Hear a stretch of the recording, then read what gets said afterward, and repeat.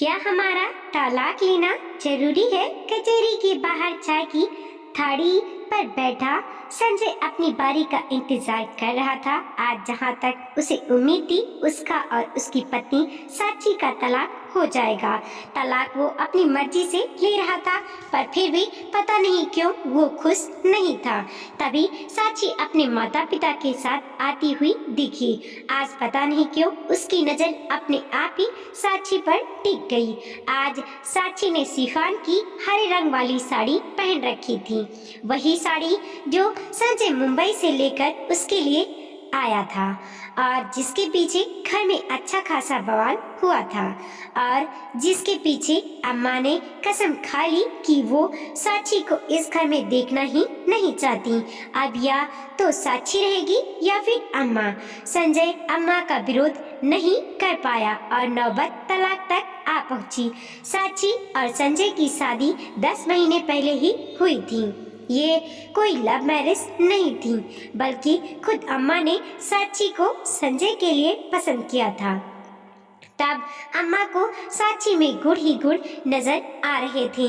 जिस किसी से भी मिलती तो उसके गुड़ों की तारीफ करते रहती, अपनी छोटी बहू की बधाइयां लेती। शादी की तैयारियां भी अम्मा ने खुद आगे होकर की थी। उनके पैरों में तो जैसे किसी ने पहिए फिट कर दिए हो। शादी के लिए इतनी फुर्ती से काम कर रही थी कि हर कोई देखते ही कहता, अरे बहू ला रही हो, भला इसमें इतनी खुशी होने वाली क्या बात है। और अम्मा सबको मुस्कुराकर जवाब देती, अरे मेरा परिवार बढ़ रहा है तो खुशी नहीं होगी क्या। और फिर अपने काम में लग जाती। शादी वाले दिन बारात साक्षी के द्वार पहुंची। बारातियों में से कुछ लोग शादी में बने पकवानों का लुत्फ उठाने लगे तो कुछ लोग दहेज के सामान को देखने लगे तो कोई वरमाला देखने में बिजी हो गया। शादी भी अच्छे से हो गई। कुछ देर बाद बारात में आई सारी महिलाएं और अन्य रिश्तेदार रवाना हो गए। बस घर के कुछ खास रिश्तेदार ही बचे थे और महिला के नाम पर सिर्फ ननद बेदे ही वहाँ रुकी थी। विदाई के समय उन खास रिश्तेदारों को शगुन के लिफाफे दिए जाने लगे। जिन जिन खास लोगों के नाम अम्मा जी ने खुद लिस्ट में लिखवा कर दिए थे, उन सबको शगुन के लिफाफे दे दिए गए। उसके बाद साक्षी के पापा ने अम्मा जी के बड़े भाई शंभू दयाल जी से पूछा, समधी जी अगर कोई रह गया हो तो बता दीजिए ताकि उसे भी शगुन का लिफाफा दे दें। हम हमारी तरफ से हम कोई कमी नहीं रखना चाहते।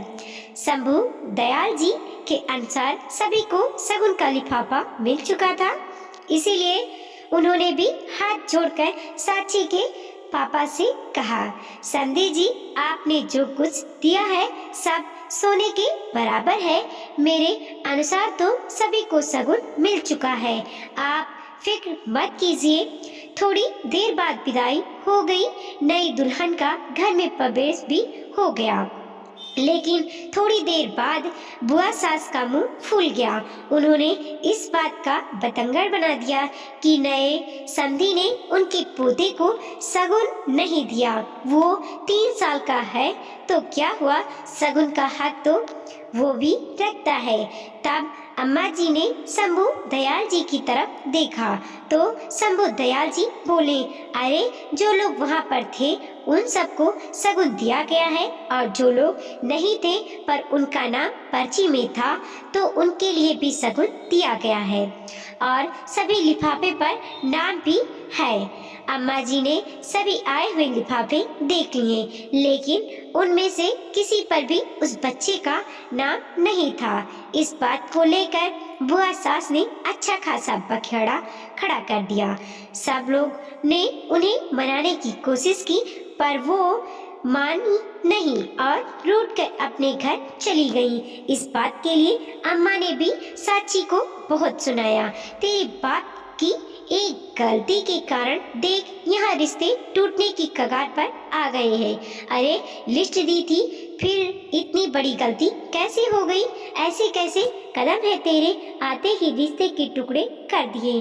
भला आज के जमाने की साची ये सब बातें क्यों सुनती? सीधे सीधे सारी गलती के लिए उसके पापा और उसे जिम्मेदार ठहराया जा रहा था, तो उसने उसी समय अपने पापा से उस लिस्ट की फोटो व्हाट्सएप पर मांग ली और अम्मा जी को दिखाते हुए बोली, आप खुद चेक कर लीजिए अम्मा जी, इसमें उस बच्चे का नाम ही नहीं है, तो भला मेरे पापा की क्या गलती?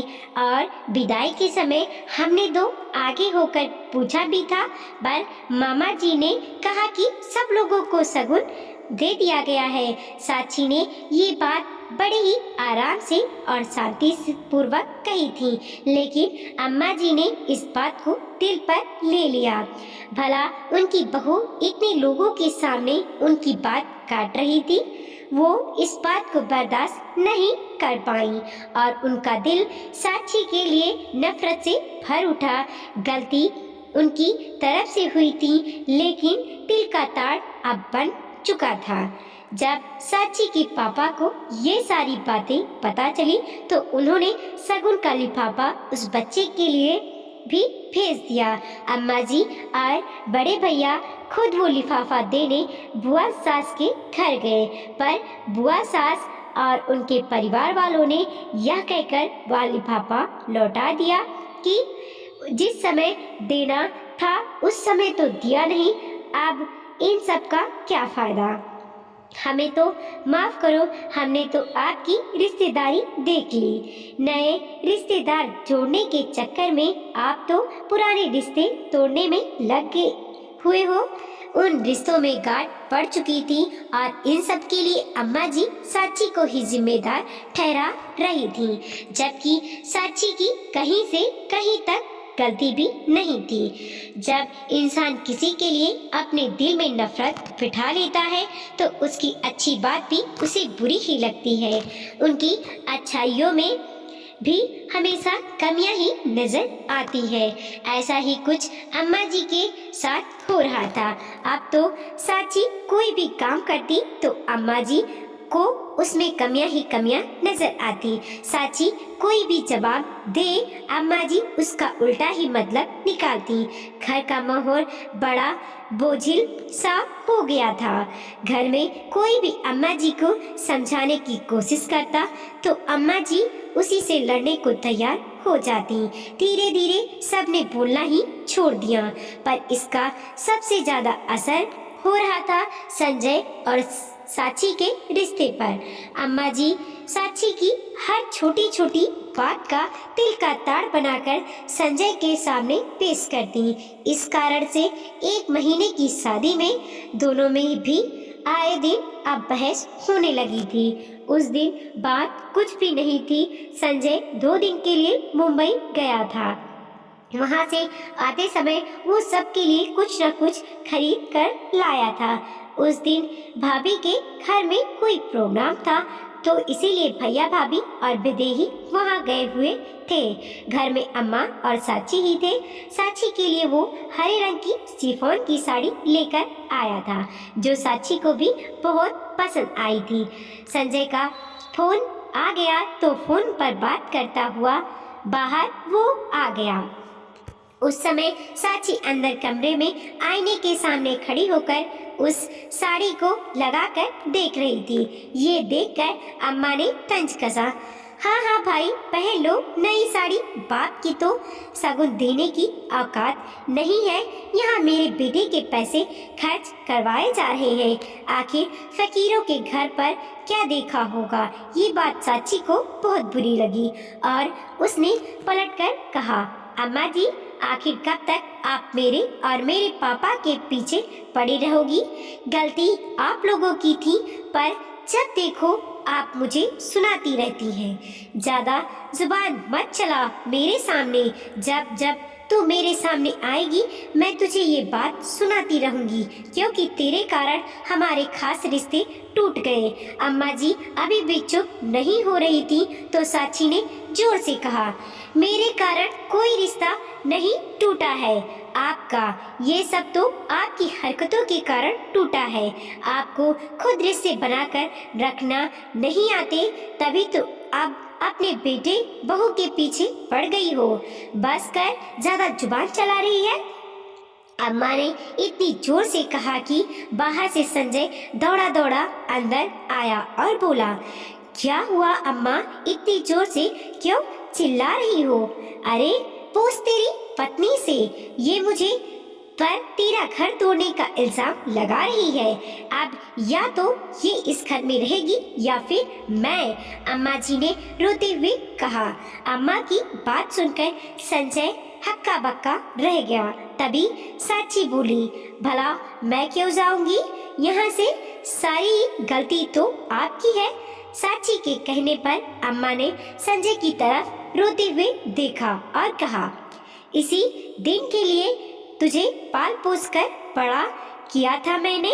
अरे जिस दिन तेरे पिता खत्म हुए थे उस दिन मैंने हिम्मत नहीं हारी, बल्कि तुम लोगों के लिए फिर से खड़ी हो गई। इसका नतीजा ये है कि आज मुझे ये दिन देखना पड़ रहा है।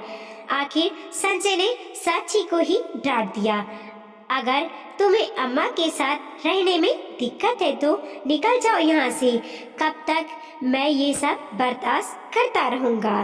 साची को संजय से इस जवाब की उम्मीद नहीं थी। वो भी गुस्से में अपना सामान पैक कर वहाँ से निकल गई। अब हर कोई तो अच्छी समझाइश देने वाला नहीं होता।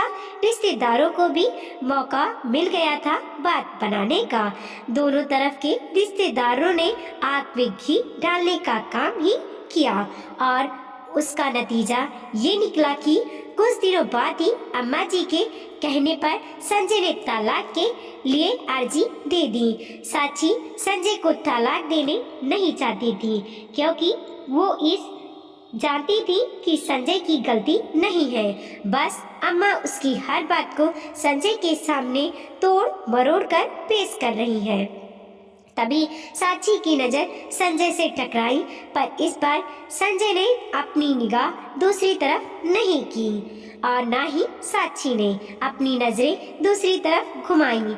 साची की नजरें उसे ऐसे देख रही थी जैसे पूछ रही हूँ, क्या हुआ संजय, आज अकेले कैसे आए हो? सचमुच संजय अपने आप को अकेला ही महसूस कर रहा था। घर का कोई सदस्य उसके साथ नहीं आया, जिसमें तो वो एक संयुक्त परिवार का बेटा है। जाहिर सी बात है आपको अपनी परेशानी खुद ही झेलनी पड़ती है। परिवार में कुछ दिन ही साथ देते हैं। शुरू में तो सबने संजय का पूरा ध्यान रखा, लेकिन जैसे जैसे वक्त निकला सब अपने अपने कामों में बिजी हो गए। अभी पिछले महीने बड़े भैया भाभी को बेटा हुआ है, तब से किसी का भी ध्यान संजय की तरफ नहीं है। वो कब खा रहा है, कब आ रहा है, कब जा रहा है, उसके कपड़े धुले हुए हैं या नहीं, किसी को कोई लेना देना नहीं। घर में सब लोग खुश हैं संजय को छोड़कर, और आज यहाँ फैसले के दिन भी कोई उसके साथ नहीं आया। भाभी घर के काम करने में बिजी थी, अम्मा अपने पोते को खिलाने में बिजी थी। विदेही का तो वैसे भी कॉलेज होता है, भैया का अपना ऑफिस होता है, तो भला किसी के पास संजय के लिए फुर्सत कहाँ। अब उसे समझ में आ रहा था कि जो साथ एक पत्नी दे सकती है वो और कोई नहीं। खैर जब अंदर से बुलावा आया तो संजय और साची दोनों अंदर गए। तलाक के पेपर पर दोनों को साइन करने के लिए कहा गया, लेकिन संजय के हाथ साइन करते समय कांपने लगे। ये देखकर साची ने पूछा, क्या हुआ संजय, तुम्हारी तबीयत तो ठीक है? संजय ने साची की तरफ देखा और फिर हिम्मत करके कहा, क्या हमारा तलाक लेना जरूरी है? साची एकटक उसे देखती ही रह गई। फिर बोली, तलाक मैंने नहीं तुमने मांगा था, और अगर तलाक नहीं लेंगे तो फिर अम्मा। तुम अम्मा की बात छोड़ो, उनके पास उनके बेटे बहू परिवार सब हैं, पर मैं तो अकेला हूँ। इस बार मैं वो गलती नहीं दोहराऊंगा जो मैंने उस समय की थी। इसीलिए मैं एक बार फिर से पूछ रहा हूँ, क्या हमारा तलाक लेना जरूरी है? हम एक नई शुरुआत नहीं कर सकते? मुझे तलाक नहीं चाहिए, पर क्या तुम अपनी अम्मा का सामना कर पाओगे? संजय बिल्कुल चुप हो गया। फिर उसने तलाक के पेपर की तरफ देखा और फिर उन्हें उठाकर फाड़ दिया। वहाँ खड़े साची के माता पिता की आंखों में भी आंसू आ गए। आखिर कौन सा माता पिता अपनी बेटी का घर उजड़ते देख सकते थे? साची को उसके माता पिता के साथ भेजकर सबसे पहले संजय अपने ऑफिस के आसपास एक किराए का घर ढूंढने गया। शाम तक ढूंढने के बाद उसे ढंग का घर मिल गया। उसके बाद सीधे अपने घर आया। अम्मा उस समय अपने पोते को खिला रही थी। संजय को घर आया देखकर बोली, मिल गया छुटकारा उस आफत से? संजय ने अपनी अम्मा से कहा, मैंने तलाक के पेपर फाड़ दिए, मुझे अपनी पत्नी से तलाक नहीं चाहिए। उसकी बात सुनकर अम्मा बोली, क्यों क्यों नहीं चाहिए तलाक? तुझे कहा था ना, या तो वो इस घर में रहेगी या फिर मैं। अम्मा की बात सुनकर संजय बोला, अम्मा ये घर आपका है, आप यहाँ ही रहिए। मैंने अपना बंदोबस्त बाहर कर लिया है, मैं साची के साथ वहीं रहूंगा। अरे ऐसा क्या जादू कर दिया उसने जो तलाक लेने से मना कर रहा है? छोड़ उसे, उसके जैसी 10 मिलेंगी। तुझे मेरी बात पर यकीन नहीं है? अरे मैं तेरी अम्मा हूँ, मैंने तुझे पाल पोस कर बड़ा किया है, अब तो उसके लिए मुझे छोड़कर जा रहा है। जब तेरे पिताजी, बस भी करो अम्मा, कब तक इमोशनल ब्लैकमेल करोगी? अम्मा तेरी जिद के कारण मैं अपने घर को नहीं टूटने दूंगा। अपने दिल पर हाथ रखकर सोचो कि क्या साची ही हमेशा गलत थी? क्या जबरदस्ती मेरा घर बर्बाद करने पर तुली हुई हो? तुम तो खुद अपने बेटे बहू पोते पोती में खुश हो। क्या तुम्हें मेरा अकेलापन दिखता है? सब अपने आप में खुश है, पर मैं तो अकेला हूँ। मैं भी अपना परिवार चाहता हूँ, तो क्या गलत चाह रहा हूँ? बस अम्मा आप यहाँ खुश रहिए, अब हमें भी खुश रहने दीजिए। कहकर संजय अंदर कमरे में चला गया और अपना सामान पैक कर उसी शाम साची के साथ अपनी गृहस्थी बसाने के लिए रवाना हो गया। वीडियो को लाइक कीजिए, कमेंट कीजिए और अपने दोस्तों के साथ जरूर शेयर कीजिए। चैनल पर नए हैं प्लीज सब्सक्राइब कीजिए और देखते रहिए मोटिवेशनल स्टोरी। मिलते हैं और एक नई कहानी के साथ।